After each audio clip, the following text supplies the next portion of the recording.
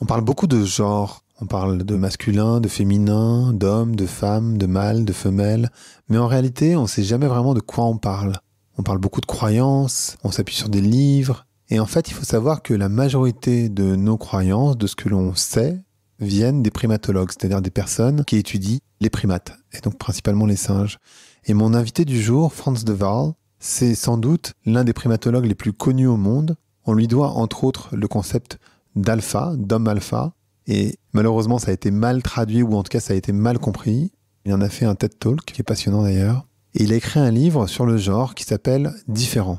Donc le titre dit déjà la manière dont il aborde le sujet, et pourtant vous allez voir que c'est plein de nuances, et c'est passionnant. C'est sans doute l'un des livres, voire le livre le plus intéressant que j'ai lu cette année. C'est très puissant sur différents niveaux. Et avec Frans, on va parler de sexualité, on va parler de la relation entre les mâles, on va parler de la relation entre les femelles, on va parler d'éducation, on va parler de l'éducation des hommes, on va parler de l'instinct maternel, on va parler du viol, de la culture du viol, on va parler de sororité, on va parler de patriarcat. Bref, c'est un épisode qui est extrêmement dense. Et Frans, qui est néerlandais, nous fait le grand plaisir de le faire en français. Évidemment, on aurait pu le faire en anglais, ça aurait été beaucoup plus simple pour lui. Mais vraiment, je trouve que c'est génial qu'il soit rendu accessible en français. Donc j'espère que vous allez, vous aussi, adorer cet épisode. Je vous laisse l'écouter. Allez, Vlan, c'est parti.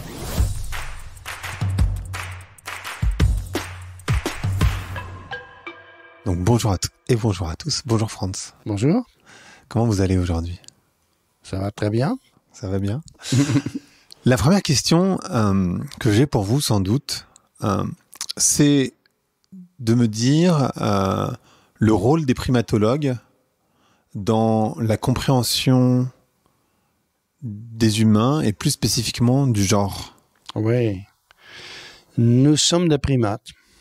Alors, les primatologues, en fait, les psychologues sont aussi des primatologues dans un sens.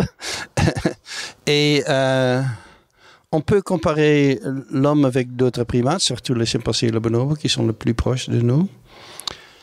Il y a bien sûr une évolution de 6 millions d'années séparées que nous, on a eu et on a changé. On n'est pas exactement pareil que eux, ça c'est clair.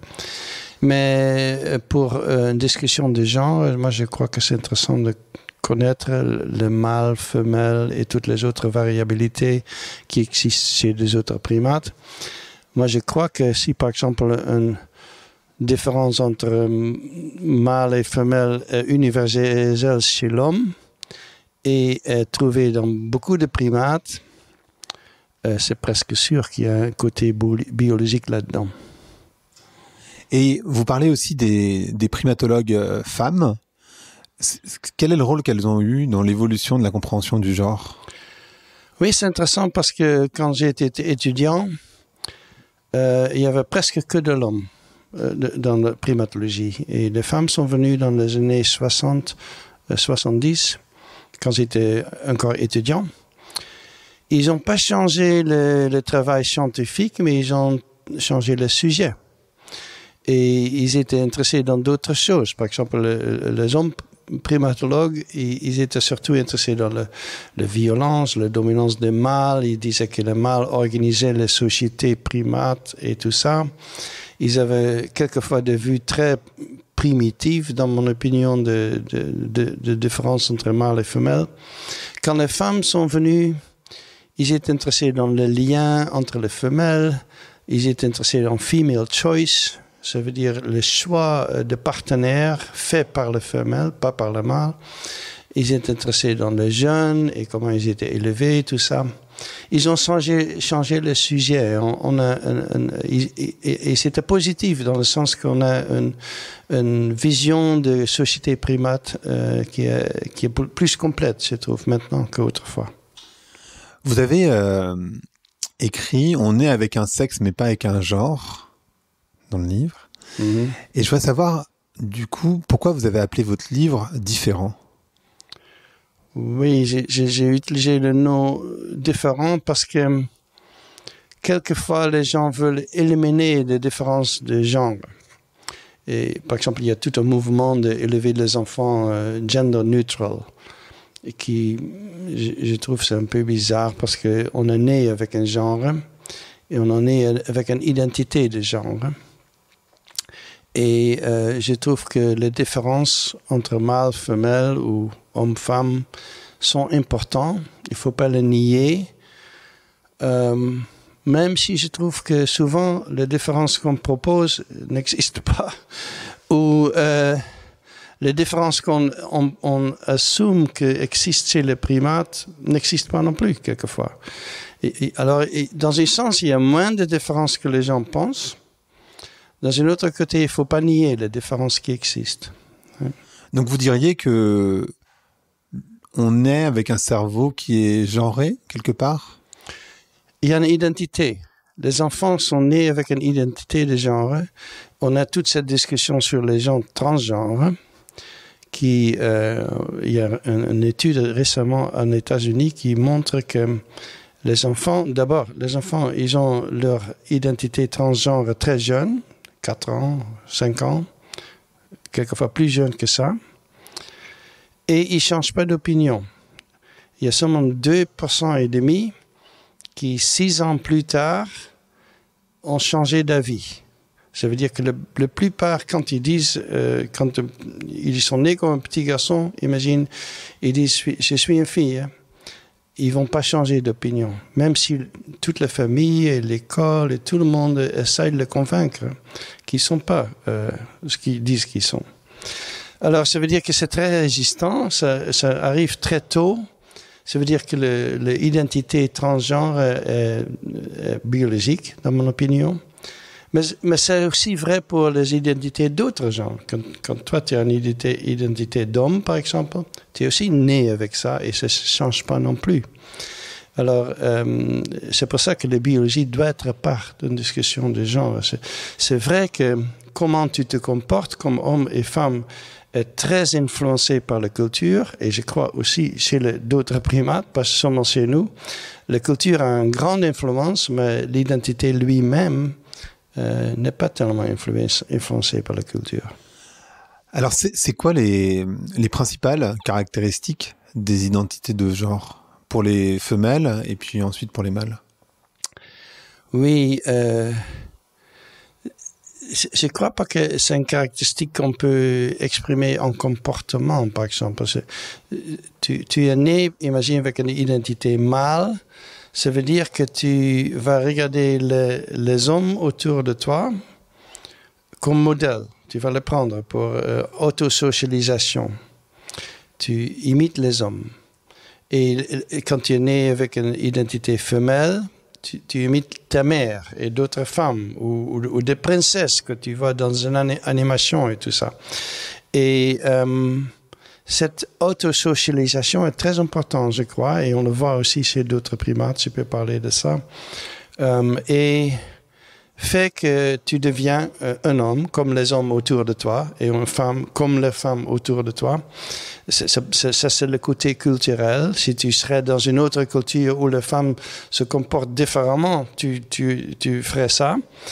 Et ça, c'est le côté culturel. Et cette autosocialisation est très importante parce que les gens pensent souvent qu'eux, ils socialisent leurs enfants. Ils pensent que c'est nous qui choisissons le jouet, nous qui transmettons nos idées. Moi, je pense que les enfants, ils sont très bien observateurs et ils observent les gens et c'est ça qu'ils apprennent. Et dans le livre, et j'ai trouvé ça hyper intéressant, vous dites que imiter son genre, ça active les centres de récompense du cerveau. Oui. Donc en fait, ce que vous décrivez, c'est on le fait aussi parce que biologiquement, on est construit pour imiter son genre. Oui, ça c'est une interaction biologique culturelle. Dans un sens, tu es né avec une certaine identité et tu es né avec une tendance d'imiter ceux qui ont la même identité. Et pour les enfants transgenres, c'est ceux qui sont opposites. Et alors, tu es né avec certaines tendances, mais c'est l'environnement culturel qui fait quel côté tu vas avec ton comportement. Cette interaction biologie et culture et environnement est très connue dans la biologie. On voit ça par exemple chez les canards. Ça s'appelle imprinting. Je ne sais pas qu'est-ce que le mot français pour ça, mais peut-être... Je ne sais pas. Oui, un jeune canard suit sa mère et s'identifie comme un canard. Mais il peut aussi suivre un homme. Et ça c'était fait par des zoologues et le petit canard suivent un homme et ils identifient comme un homme. Et ça, c'est un processus aussi. C'est la biologie qui fait qu'eux, ils ont tendance de s'imprimer sur un certain adulte. Et c'est l'environnement qui décide qu'est-ce qu'ils vont être. Et je crois aussi, pour les genres, c'est un peu pareil. On est préprogrammé avec une certaine identité et une certaine tendance de suivre certains modèles, mais ça dépend de l'environnement. Qu'est-ce qu'on va faire avec ça? Et d'ailleurs, il me semble qu'il y a un exemple que vous prenez sur les éléphants. Quand il manque un adulte mâle, ça peut créer des problèmes énormes. Vous pouvez parler de cet exemple parce que je trouve ça hyper intéressant parce qu'on retrouve ça aussi chez les humains. C'est-à-dire, on sait que beaucoup de personnes, beaucoup d'hommes qui se retrouvent en prison, c'est souvent parce qu'ils ont manqué de leur père. Leur père est absent. Oui. Mais prendre l'exemple des éléphants, je trouve ça hyper intéressant. Oui, les éléphants, malheureusement, à cause de chasse d'ivoire, il y a les plus grosses mâles qui sont tués. Et le résultat, c'est que les femelles sont là et les jeunes mâles sont là, mais pas de modèle pour les jeunes mâles. Et en plus, les mâles adultes, ils ont même s'ils font rien, juste par être là, ils inhibent le comportement des jeunes mâles. Dans une des parcs africains où il y avait beaucoup de problèmes de jeunes mâles éléphants qui attaquaient des femelles ou d'autres espèces comme des rhinocéros, et les jeunes mâles éléphants, ils ont tué beaucoup de choses. Ils ont transporté des mâles adultes, de grosses mâles éléphants, et mis dans le troupe là, et tout de suite, le comportement des jeunes mâles est changé. Tout de suite, les mâles vieux, ils n'ont rien fait. Juste par être là, ça a changé le comportement. Et ça donne un certain parallèle avec les familles humaines, je crois. On a une certaine évidence que hormonalement, les filles et les garçons changent s'il y a un père adulte, un homme adulte dans la famille. Par exemple, les filles, ça ralentit leur développement de menstruation et tout ça. C'est 1 an ou 2 ans plus tard que ça arrive, quand il y a un homme dans la maison. C'est incroyable, cet effet, et c'est un effet juste par la présence d'un homme adulte qui est un peu intimidant, je crois, pour les deux. On va parler de plein de sujets. Un des premiers sujets, parce que vous avez parlé tout à l'heure des jouets, et j'ai trouvé ça hyper intéressant parce qu'il y a effectivement cette discussion sur les jouets genrés pour les enfants. Et ce que vous décrivez pour les primates, c'est que assez naturellement, si je peux utiliser cette expression, les primates mâles vont vers des jouets plutôt actifs, on va dire, et les primates femelles vont plutôt vers des bébés. Est-ce que vous pourriez parler de ça? C'est hyper intéressant. Oui. Quand dans un groupe de primates, une femelle arrive avec un jeune bébé, tout de suite, les jeunes femelles veulent le toucher. Ils entourent cette mère-là. Et les jeunes mâles ne sont pas tellement intéressés. Et les jeunes femelles veulent le toucher, garder le bébé. Quand ils sont un peu plus vieux, ils deviennent des babysitters. Et ils ont un intérêt énorme dans les bébés. Quand on donne des jouets aux primates, c'était fait avec des groupes de monkeys, où ils donnent des poupées ou des voitures ou des ballons. C'est les jeunes femelles qui prennent les poupées, qui gardent les poupées sur eux, sur leur dos, sur leur ventre, et gardent comme si c'est un bébé. Et comme ça, ils apprennent comment être mère. Et dans la nature, on a observé que les jeunes femelles chimpanzés, ils prennent un bout de bois ou une pierre et ils les gardent sur leur dos, sur leur ventre, et comme un bébé et comme une poupée. Et cet intérêt, on ne trouve pas tellement chez les mâles. Les mâles, plutôt, sont plus curieux. Ils veulent ouvrir une poupée pour voir qu'est-ce qu'il y a dedans. C'est ça qu'ils font. Mais ils n'ont pas une tendance de soigner une poupée comme si c'est un bébé. Et cet apprentissage de qualité de mère, c'est très important pour les jeunes femelles parce qu'ils ne sont pas nés avec la capacité de soigner un bébé. C'est très compliqué. Le travail de mère, c'est très compliqué. Et aussi, chez les gens, ça s'apprend. Il y a même des cours qu'on peut suivre pour être mère. Bien sûr. C'est important, parce et on parle souvent d'instinct maternel. Le seul côté instinct, c'est que je crois qu'ils sont attirés par le bébé et tout le reste, il faut qu'ils apprennent. Et pour les mâles, là, je trouve plus dur à expliquer parce que les jeunes mâles, quand on donne des jouets, ils jouent avec des voitures ou des ballons, des choses comme ça, aussi chez les primates. Et ça, je ne comprends pas tellement parce que qu'est-ce qu'ils ont avec des voitures? Ce n'est pas un truc naturel pour eux. Mais on pense que c'est peut-être à faire avec leur niveau d'énergie, qui est souvent plus haut chez les jeunes mâles que chez les jeunes femelles. Ça s'est trouvé aussi chez l'homme. Quand on mesure la quantité de mouvement et de courir de filles et de garçons, les garçons courent beaucoup plus, ils ont beaucoup plus d'énergie que les filles. Et peut-être le choix de jouets pour les primates, c'est lié à ça, qu'ils veulent des objets qui bougent, peut-être, parce qu'eux, ils bougent beaucoup. C'est possible. Donc en fait, ce que vous dites, c'est que l'instinct maternel, ça n'existe pas vraiment. Il y a simplement une attirance vers les bébés, c'est ça? Oui, parce qu'il faut qu'ils apprennent comment prendre soin d'un petit. Par exemple, si tu as un groupe de gorilles ou chimpanzés et il y a une femelle qui est enceinte et c'est la première femelle dans tout le groupe, on sait que ça va pas aller bien. Les zoos, ils savent que ça va pas aller bien. Et souvent, ils amènent une femme qui va allaiter son bébé humain devant eux pour que le gorille voit comment ça se fait. Parce qu'il faut qu'ils apprennent, par exemple.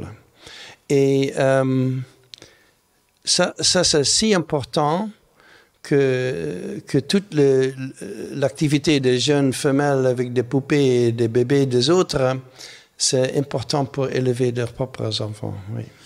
Et alors, pour nuancer le propos, ce que vous dites aussi, c'est que quand il y a un bébé et qu'il n'y a que des mâles, en fait, le mâle, il prend soin du bébé malgré tout. C'est-à-dire qu'en fait, il le fait pas. C'est pas une attirance naturelle, mais néanmoins, il va s'occuper du bébé. Oui, ça se trouve remarquable. Il y a certaines observations dans la nature, où chez les chimpanzés, par exemple, mais aussi chez les bonobos, où une mère meurt et il y a un orphelin. Et les femelles, ils sont pas capables d'adopter. Les mères femelles, ils peuvent pas adopter un orphelin parce qu'ils ont leur propre bébé, leur propre enfant. Ils n'ont pas de temps pour un autre bébé. Et alors, ils font pas. C'est les mâles qui le font. Et ça, c'est étonnant parce que les mâles chimpanzés et les mâles bonobos, ils font généralement rien. Ils peuvent protéger un bébé, mais autrement, ils font pas grand-chose. Et c'est que les femelles qui font le travail d'élever le petit. Et là, on voit dans ce cas-là que, par exemple, un mâle alpha qui prend un orphelin, et pas seulement pour 2 jours, il le prend pendant 3 ans, 4 ans. Il le porte sur son dos, il le garde avec lui, il le soigne, il protège, il attend. Quand il voyage, il attend pour le petit. Et c'est incroyable qu'ils ont cette capacité qui, normalement, n'est pas exprimée. Et moi, je crois que les hommes humains, ils ont encore plus de cette capacité parce que nous, on a évolué de familles nucléaires, on a évolué de familles hommes, femmes, enfants. Et je suis sûr que nos hommes, ils ont encore plus cette tendance-là. Et il y a des études qui étaient faites en Israël, les études neuroscientifiques, qui ont montré qu'un homme qui est le primary caretaker, comment dire? Celui qui prend soin le premier. Oui. des enfants. Ça arrive chez les couples homosexuels, ça arrive dans d'autres situations qu'un homme qui a perdu la mère ou tout ça. Si un homme fait ça, son cerveau change. Son amygdala, qui est le centre émotionnel... Amygdale, je pense. Hein? Non, amygdale, peut-être? Ouais, non, je sais plus. Oui. Ouais. Ouais, il devient plus grand. Il y a plus d'oxytocine dans le cerveau, qui est le hormone qui est très pour le bonding, comment dire, pour le lien social. Et ce cerveau devient plus maternel. Il y a une plasticité dans le cerveau qu'on ignore souvent, mais c'est très important. Alors, le mâle, ça c'est intéressant.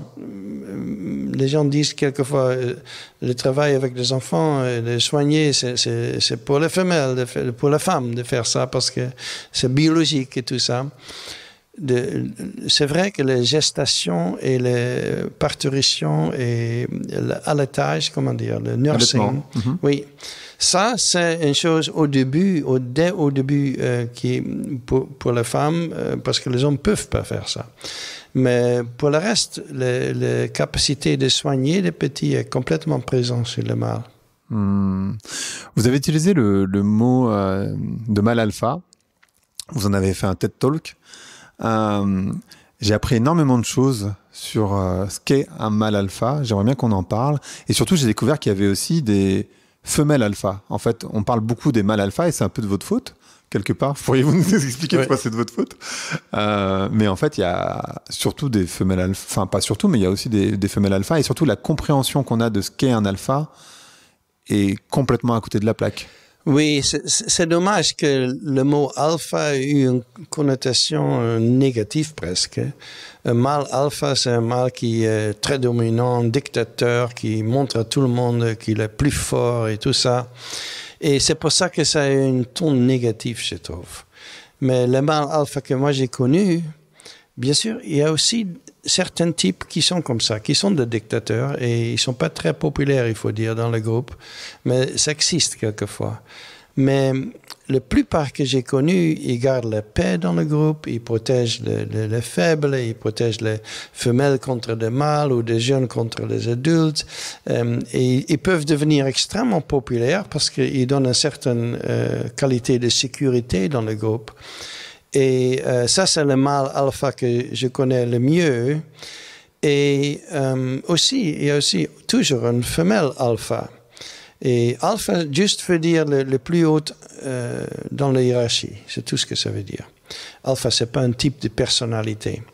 Et les femelles alpha, puisque tous les femelles primates, ils ont des hiérarchies, il y a toujours une femelle alpha. Et souvent, le femelle alpha peut être extrêmement beaucoup de pouvoir.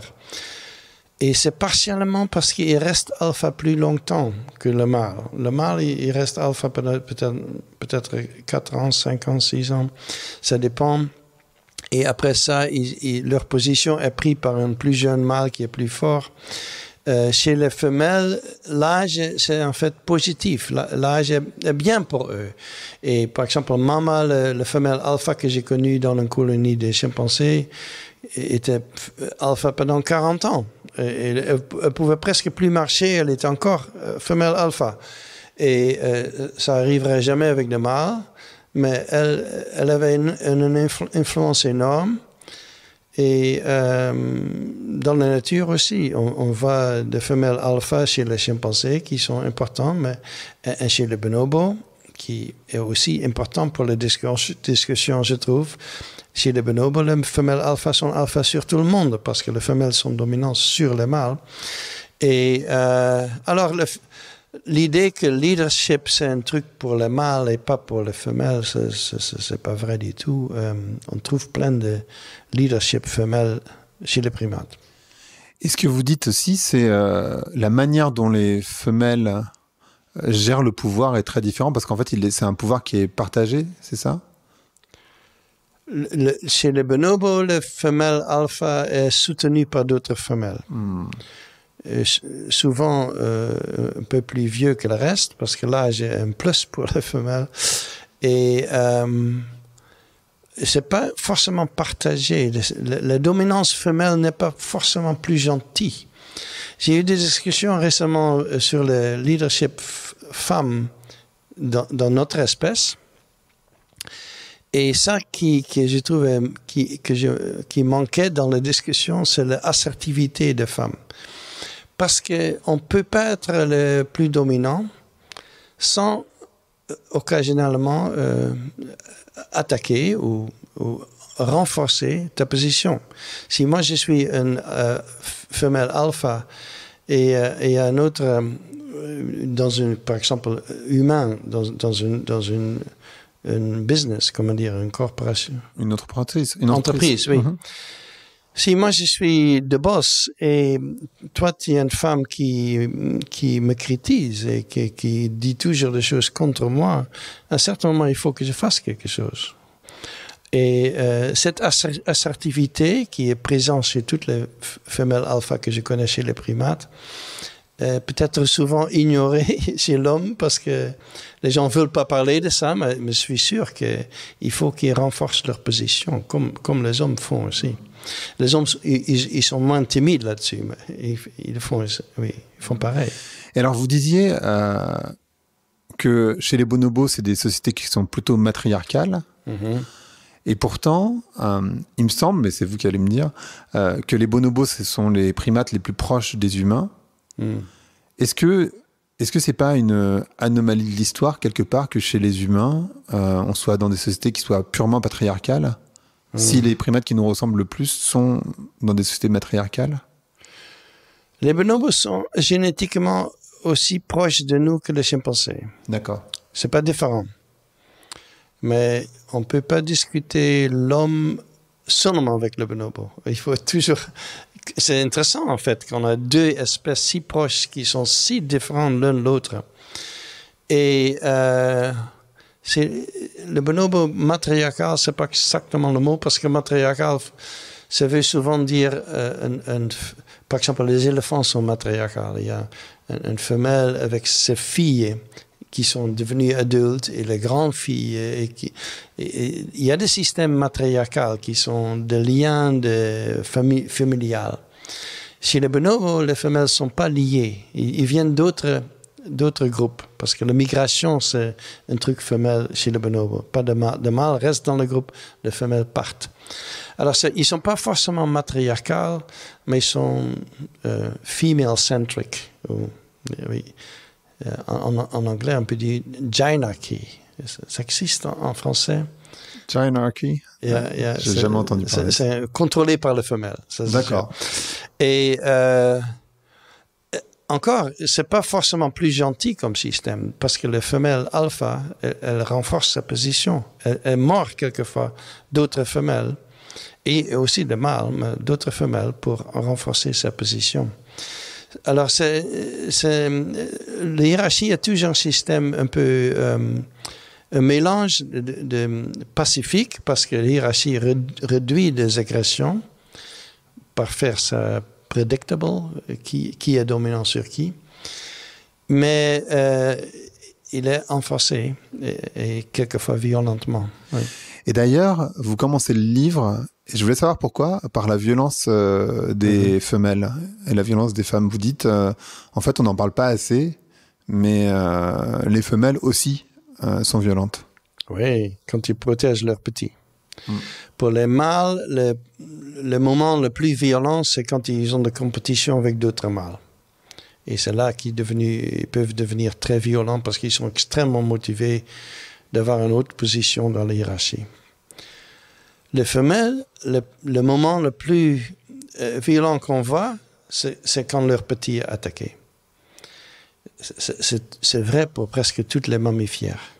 On connaissait très bien de ours, de lions, de toutes sortes d'animaux, des éléphants. Par exemple, quand les gens qui chassaient autrefois des éléphants dans la forêt de Thaïlande et India, ils avaient très peur d'isoler un petit éléphant parce que c'est là le moment le plus dangereux pour eux. C'est plus dangereux que d'isoler un jeune éléphant et être attaqué par la mère qu'être attaqué par un éléphant mâle. Ils avaient très peur de cette situation-là. Oui, c'est très, ils sont très protecteurs Et je crois que chez l'homme aussi. Et ça, c'est un peu une situation qui peut donner de la violence femelle, oui. Vous parlez aussi de sororité, un peu. Ça existe chez les bonobos, donc cette sororité. Est-ce que ça existe aussi chez les chimpanzés? Parce que chez les humains, la sororité, elle existe, mais pas tant que ça, finalement, étonnamment. Oui, chez les chimpanzés, on le trouve quand ils ont une situation où les femelles sont ensemble. En captivité, par exemple. Moi, j'ai travaillé beaucoup avec des colonies captives des chimpanzés. Les femelles se mettent ensemble pour se défendre entre eux, contre les mâles.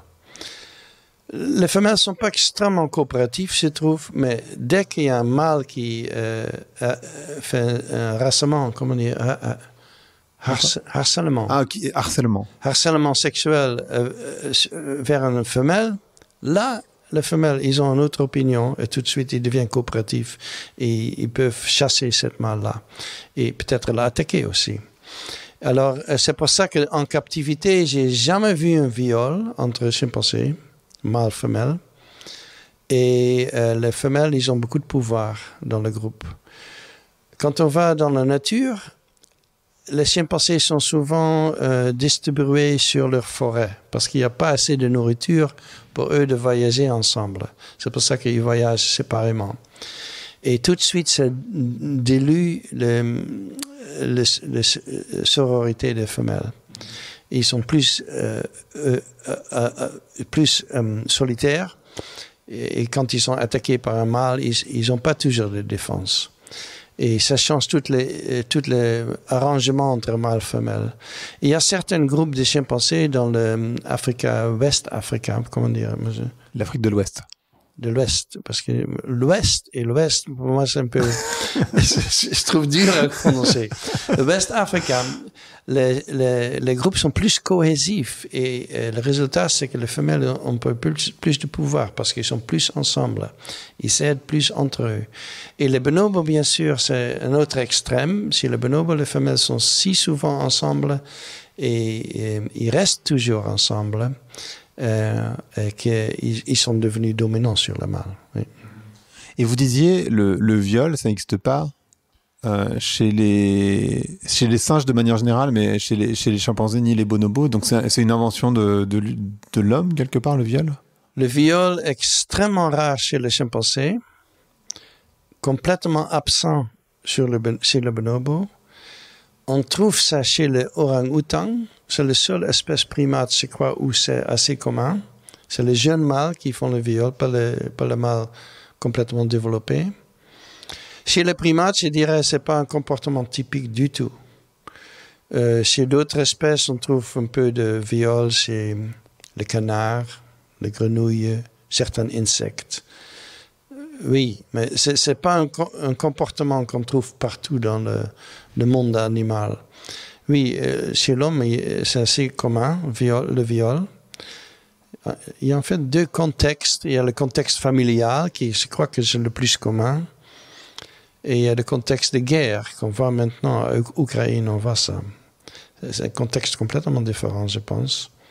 Le contexte familial, c'est facilité par notre mode de vie, où il y a des familles qui sont dans une maison. Et c'est là qu'un homme peut contrôler une femme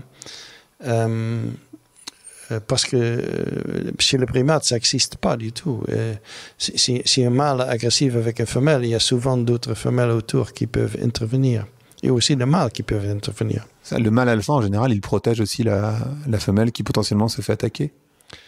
Le mâle alpha, il protège les femelles en général, oui. Il y a un autre point que en fait, on dit beaucoup ça, et en même temps, vous le déconstruisez dans le livre, et je trouvais ça intéressant de dire que les femelles sont plus petites parce qu'en fait, elles ont que les restes. C'est une croyance. En tout cas, il y a des livres qui ont été écrits là-dessus, et vous dites, finalement, c'est pas exactement vrai, il me semble. Donc, qu'est-ce qui explique la différence de taille entre un mâle et une femelle Oui, j'ai entendu cette théorie populaire en France, mais seulement en France, je crois, que la nourriture, la France parle toujours de la bouffe de toute façon, que la nourriture décide qui est grand et qui est petit. Ça, je trouve bizarre, parce qu'on sait des études qui étaient faites sur qu'est-ce qu'on fait avec la nourriture quand on est adolescent. Quand on est adolescent, le garçon, il mange et ça se traduit en os et muscles. Et la femelle, la fille, il mange et ça se traduit souvent, vous savez, une fat deposits. Qu'est-ce que c'est dit? C'est un dépôt de gras. Oui, parce qu'il y a une distribution différemment. Et alors, ils ne poussent pas si long que les garçons qui investissent leur nourriture différemment et qui mangent plus aussi, une fois et demie plus que les filles. Moi, je suis d'une famille de 6 garçons. On a beaucoup mangé, on peut dire, quand j'étais jeune. Et c'était pas parce que ma mère voulait qu'on était si grands, je crois. Mais ça, c'est une théorie, j'ai entendu ça. Ça explique bien sûr pas pourquoi chez d'autres primates, la plupart, les mâles sont plus grands que les femelles, parce qu'ils sont pas influencés par la même culture de nourriture et tout ça. Non, je crois que c'est un truc naturel, que les mâles sont plus grands que les femelles. Et les études qui étaient faites là-dessus, qui ont regardé toutes les mammifères, je crois, pas seulement les primates, et ils disent que la grandeur des mâles stimulé par la compétition entre mâles. Alors, dès qu'il y a plus de compétition mâle-mâle, le mâle devient plus grand. Alors, par exemple, le gorille, le mâle est 2 fois plus grand que la femelle. C'est extrêmement fort parce qu'il y a une compétition extrêmement forte entre mâles. Les mâles ne sont pas plus grands que les femelles pour dominer les femelles parce que ça, c'est pas leur but. Ça ne donne pas grand-chose pour le mâle d'être dominant sur les femelles. Ça ne donne pas un grand avantage. C'est surtout pour être mieux dans la compétition avec d'autres mâles. Et chez notre espèce, le dimorphisme sexuel est assez bas, dans le sens que les mâles sont un peu plus grands que les femelles dans notre espèce. Et dans les chimpanzés et le bonobo, c'est assez bas, c'est assez, comment dire, c'est pas si grand que dans beaucoup d'autres espèces. Par exemple, ici le babouin, le gorille, les orang-outans, les différences sont beaucoup plus grandes que chez nous. Vous dites aussi que tout commence par les émotions et qu'en fait les bonobos, les chimpanzés, donc ceux qui nous ressemblent le plus, ont des émotions très fortes. Vous prenez l'exemple du bombardement de Munich. Déjà, peut-être ça peut être intéressant d'avoir cet exemple du bombardement de Munich. Et après, j'aurais une question autour parce que il me semble que vous dites que les femelles ont un accès plus facile aux émotions. Donc ça voudrait dire qu'en fait, puisque tout est centré sur les émotions, en fait, elles ont un avantage énorme par rapport aux mâles, quelque part. Les femelles ne sont pas plus émotionnelles que le mâle, je crois. On dit ça souvent dans notre espèce, que les femmes sont plus émotionnelles. Moi, je ne suis pas sûr. Si on regarde les hommes pendant un jeu de football, par exemple, ils sont assez émotionnels, je trouve. Les émotions sont exprimées différemment entre mâles et femelles. Et ce sont souvent des règles culturelles. Un homme ne doit pas pleurer, par exemple. On apprend ça de très jeune. Il ne faut pas pleurer. Il ne faut pas montrer sa vulnérabilité. On trouve ça aussi chez les primates. Les mâles, ils cachent leur vulnérabilité parce qu'il y a des compétitions avec d'autres mâles. Ce n'est pas utile de montrer que tu es faible ou que tu es injuré comme ça. Blessé. Blessé, oui. Mais moi, je crois que les hommes et les femmes, ils ont à peu près les mêmes émotions, mais ils ont appris de régler et d'exprimer ça différemment. Ouais.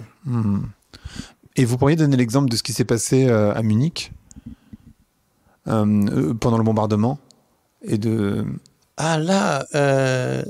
oui, ça c'était un zoo à Munich qui avait des bonobos et des chimpanzés et des gorilles. Et la ville était bombée pendant la guerre mondiale, à la fin de la guerre mondiale. Et ça faisait tellement de bruit que le chimpanzé et la gorille, ils ont survécu, mais le bonobo était mort du bruit. De heart attack sans doute. Je ne sais pas qu'est-ce qu'ils ont. Oui, oui. C'est pas comment, mais ils sont plus sensibles. Oui, ils étaient plus affectés par ça. Donc il y a vraiment cette idée que les émotions, c'est pas juste quelque chose neutre. Ça peut créer des choses dramatiques comme des crises cardiaques en l'occurrence. Aussi chez les. Oui. Les émotions sont toujours en interaction avec la cognition. Les gens pensent qu'on peut séparer les deux, la rationalité et les émotions. Et bien sûr, les hommes, en philosophie occidentale, ils ont souvent fait comme si notre esprit est indépendant de notre corps. Ils ont fait comme si l'esprit était quelque chose de séparé de notre biologie et notre corps. Et c'est pour ça qu'ils méprisaient les animaux qu'ils trouvent bêtes, les femmes qu'ils trouvent trop émotionnelles.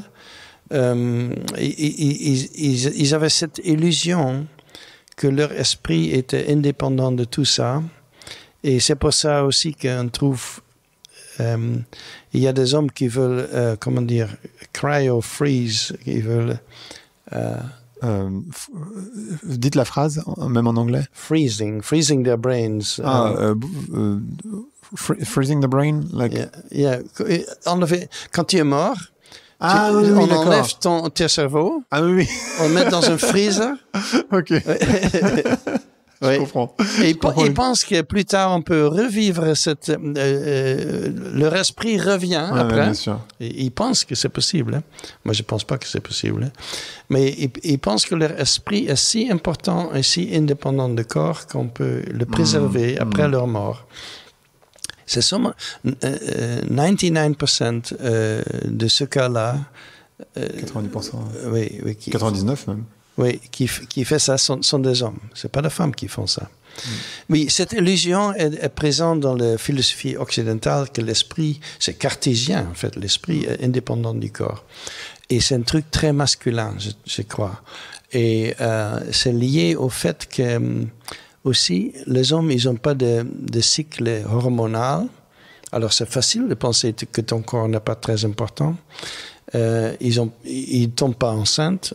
Et tout ça fait que les hommes sont plus orientés vers leur esprit et évitent leur corps, souvent. Oui. Vous avez un chapitre entier sur le fait qu'on a exagéré le patriarcat chez les primates. Ah oui, oui. Pourquoi vous dites ça et qu'est-ce que vous voulez dire par là en fait? Pourquoi vous dites on a exagéré le patriarcat? Ça a commencé avec une étude qui a été faite il y a 100 ans dans le zoo de Londres. Alors, c'est un scientifique qui était très important en Angleterre à l'époque, qui avait mis des babouins ensemble dans le mauvais sex ratio.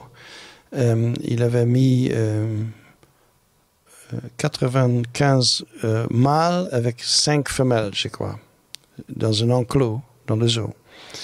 Et les mâles, ils se sont tués entre eux, ils ont aussi tué les femelles, et à la fin, 2/3 de toute cette population étaient morts.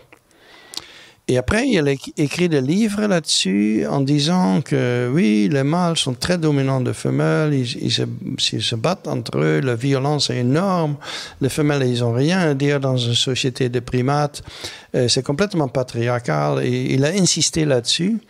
Et après ça, tous les gens qui écrivaient des livres populaires sur les primates, ils répétaient cette histoire-là qui était basée sur une expérience extrêmement mal foutue. C'est comme ça que c'est devenu l'histoire que chez les primates, les mâles sont dominants et c'est très patriarcal.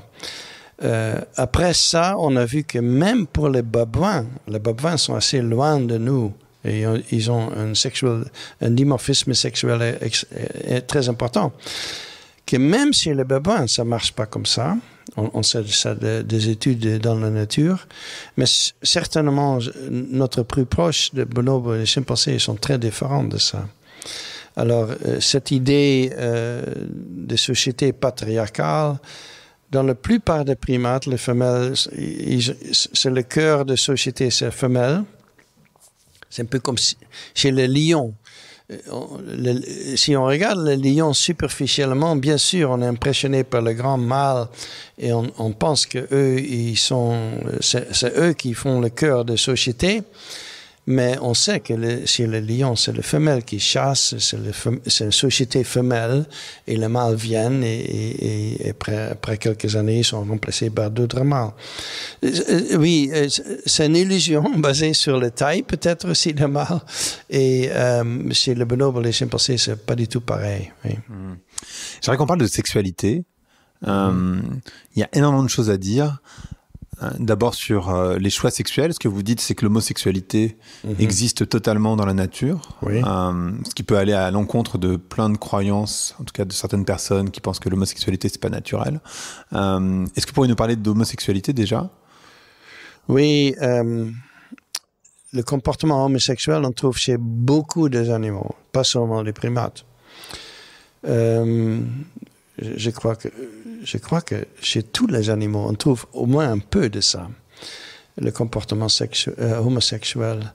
Il y a certaines espèces, comme par exemple le bonobo, j'ai fait même pas la distinction entre les deux. J'ai dit qu'ils sont bisexuels parce que je vois pas que ils ont tellement de contacts sexuels avec tout le monde que je vois pas de faire la distinction entre hétérosexuel et homosexuel. Chez beaucoup d'autres primates, comme les chimpanzés, c'est plutôt, on voit le comportement homosexuel régulièrement. Et il y a certains individus qui le font plus et certains qui le font moins. On ne peut pas dire forcément qu'il y a des individus homosexuels dans le sens qu'ils sont exclusivement homosexuels, mais je dirais aussi chez l'homme, ce n'est pas la majorité. Je crois que homosexuel exclusif, c'est seulement un demi% de gens. Et on sait que l'homosexualité en général, c'est peut-être 4%, 5% des gens. C'est beaucoup plus important. Oui, on trouve ça chez beaucoup des animaux. La connaissance de ça était souvent supprimée. Plus maintenant. Je crois qu'on parle ouvertement maintenant de ça, mais c'était souvent supprimé parce que l'homosexualité est un grand problème dans la société. Pour moi, c'est un peu bizarre parce que je viens de la Hollande. Où l'amour homosexuel était légal pendant plus que 200 ans. Alors, en Hollande, on n'a jamais fait beaucoup de problèmes là-dessus. Mais quand j'arrivais en États-Unis, pour immigrer aux États-Unis, il fallait que je signe un papier qui dit que je ne suis pas un communiste et que je ne suis pas homosexuel. Moi, j'étais complètement étonné. Pas forcément par le communisme, mais par l'homosexualité. Oui. Et les transgenres, est-ce que c'est des choses qui existent aussi dans la nature, chez les primates? Oui, je pense que c'est possible. C'est très dur de définir ça pour les animaux parce qu'on ne peut pas demander des identités. J'ai décrit dans mon livre une femelle chimpanzé qui se comportait comme un mâle. Elle était très jeune, elle était déjà un peu plus masculin que d'autres femelles. Elle aimait par exemple faire de petits bagarres avec moi ou avec des mâles chimpanzés. Et plus tard, elle développait des caractéristiques un peu plus mâles, comme la tête, les poils, les épaules. Et de loin, on dirait que c'était un mâle. Et elle associait beaucoup avec des mâles. C'est très bien possible qu'elle identifiait comme mâle, mais je ne peux pas savoir ça. Mais il y a beaucoup d'individus chez les primates, et j'ai connu dans toutes sortes d'espèces aussi chez les bonobos, des individus qui sont différents de leur rôle de genre, qui ne sont pas typiques. Et en général, je trouve dommage que dans notre métier primatologue, on a ignoré ce genre d'individus. Comme les sociétés parlent aussi souvent de mâles typiques et de femelles typiques. Et dans notre boulot, on a fait la même chose. On parle de mâles typiques, femelles typiques. Mais il y a toujours 1 sur 10 ou 1 sur 20 qui est différent. Et on trouve aussi des mâles, par exemple, qui ne sont pas intéressés dans la politique mâle. Ils ne sont pas intéressés dans la compétition avec d'autres mâles. Ils ne le font pas. il évite ça. Ils peuvent avoir une vie très heureuse et tranquille, je crois, mais ils ne sont pas intéressés à être mâle alpha. Et on trouve des femelles comme Donna qui sont plutôt masculins. Et vous pouvez nous parler de la sexualité féminine, en particulier féminine, des femelles, en particulier de la sexualité qui soit entreprenante. Parce qu'en fait, c'est vrai que chez les humains, on a cette culture, en tout cas dans les pays occidentaux, où la sexualité des femmes, elle n'est pas entreprenante. Et en fait, ce que vous dites, il me semble, que chez les primates, ou en tout cas certains primates, c'est très différent. Oui, ça a commencé dans la biologie avec le développement de l'ADN. Avant ça, on avait cette illusion victorienne, sans doute, que le mâle veut le sexe, la femelle, ils acceptent le sexe. Ils ne cherchent pas. Et tout le monde était très content avec cette théorie-là, peut-être surtout des hommes, mais tout le monde était très content. Jusqu'au moment qu'on commence à tester les œufs de petits oiseaux. Les oiseaux qui sont monogames et qui ont des œufs, on teste l'ADN et on trouve que pas tous les œufs étaient fertilisés par le mâle du père et du couple, c'est ça.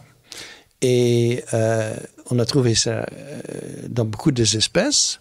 Au début, les réactions des biologistes étaient « Oh, peut-être les femelles sont violées par d'autres mâles qui viennent visiter ». Mais maintenant, on sait par les études que les femelles sont très entrepreneurs. Ils quittent leur territoire pour rencontrer d'autres mâles. Et ils reviennent.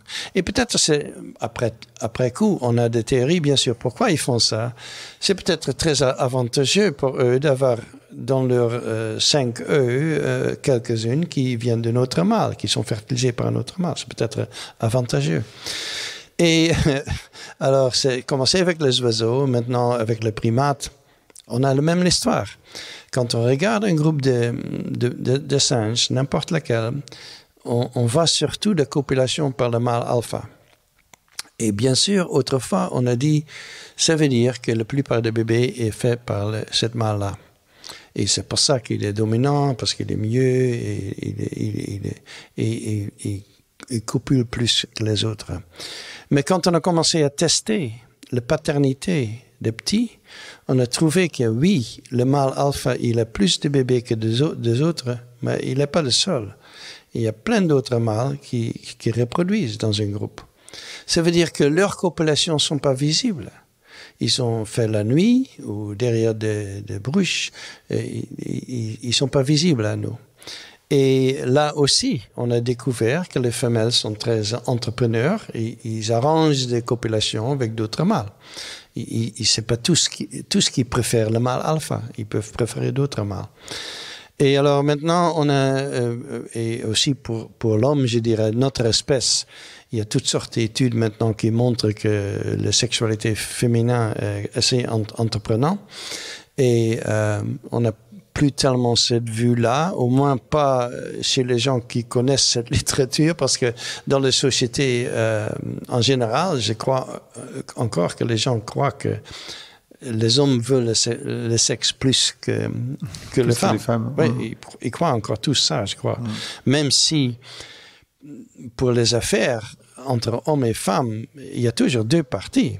Et ce n'est pas seulement les hommes. Il y a toujours deux parties. Et c'est coopératif. Alors, je ne sais pas pourquoi les gens continuent à croire ça, mais ils croient ça, oui.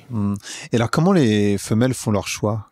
Qu'est-ce qui fait qu'elles choisissent? Puisqu'elles sont entreprenantes, donc c'est elles qui choisissent. Oui. Comment elles font leur choix? Oui, c'est souvent, dans les études ADN, on a trouvé que c'est souvent des mâles, ils préfèrent des mâles un peu plus jeunes que l'alpha, qui est souvent un peu plus vieux. Les mâles qui ont, comment dire, un potentiel, qui peuvent devenir plus haut dans la hiérarchie. Alors, c'est en anglais, on dit rising males. Comment dire ça?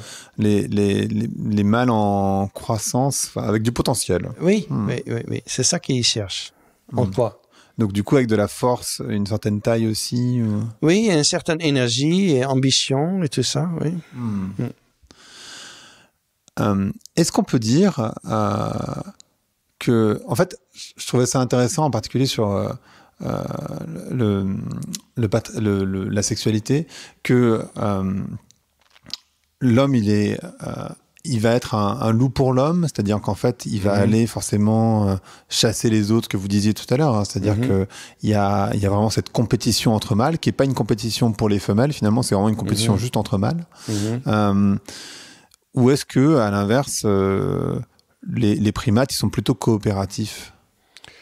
Moi, je crois que la plupart des animaux extrêmement coopératifs, on oublie ça souvent parce que le darwinisme traditionnel parle de struggle for life et parle de compétition. Mais la compétition est importante, bien sûr, c'est pas qu'on peut l'enlever, mais la coopération, on trouve partout dans les animaux et c'est très développé. Est-ce que vous pourriez nous parler, juste pour finir, du principe de Batman? Oui, Batman avait ce principe que les mâles, ils ont besoin de beaucoup de partenaires. Ils cherchent beaucoup de partenaires parce que comme ça, ils peuvent avoir plus de petits. Leur reproduction est stimulée par avoir plus de partenaires. Les femelles, ils n'ont pas besoin de faire ça parce qu'ils peuvent être enceintes seulement une fois. Et chez les primates, souvent avec seulement une bébé. Et alors pour les femelles, c'est important d'être sélectif, d'avoir le meilleur partenaire et le nombre de partenaires, c'est pas important pour eux. Ça a l'air extrêmement logique. Alors c'est pour ça que pendant 50 ans, c'était répété partout dans le livre, c'est comme ça que ça marche. Le mâle cherche beaucoup de partenaires, la femelle cherche le meilleur partenaire.